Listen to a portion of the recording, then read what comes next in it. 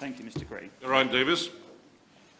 Gray, climate change isn't an inconvenient truth, as Al Gore put it. It is a global emergency. And that's why thousands of people are outside, hundreds and thousands of millions across the world, basically saying, act now. And the reason they want to act now is because they know we're essentially smoking ourselves to death in terms of fossil fuels.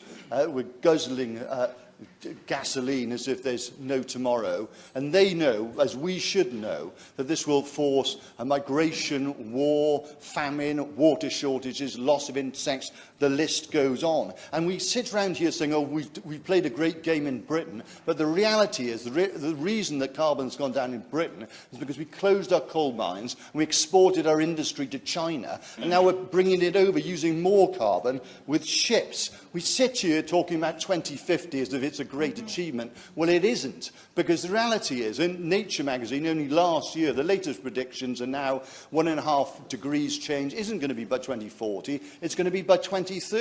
That's why we need to up our game to 2030 ourselves. This government goes ahead with fracking. Fracking generates 5% of methane emissions. Methane is 83 times worse than CO2 for global warming, making it worse than coal. We should stop fracking now. They've stopped onshore wind because of a few NIMBYs. We want wind. We want waves in Swansea Lagoon. We want solar. Obviously, everyone's going on about nuclear. The biggest nuclear opportunity is the sun itself, and we should have networks across Africa linked into southern Europe and work together for change. In terms of insulation in homes, the Climate Change Committee has said we've done woefully badly. We could combat fuel poverty and reduce our emissions. In terms of clean air, we need a new Clean Air Act. We need to bring forward the banning of sale of all fossil fuel generated cars, diesel and petrol, by 2030 instead of 2042.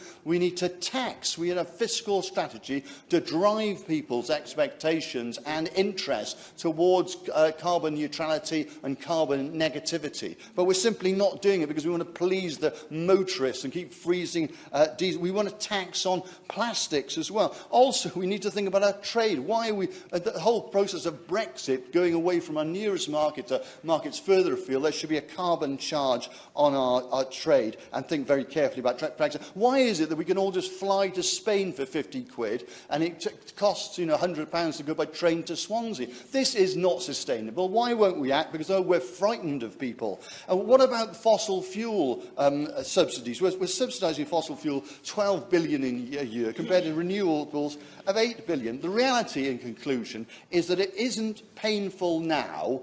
We're going to have agony later. We need to take the tough action now, stop messing around, patting ourselves on the back, pretending we're solving it. Well, we're part of the problem, and if we won't do it, we should shift to one side and let someone who will act do it.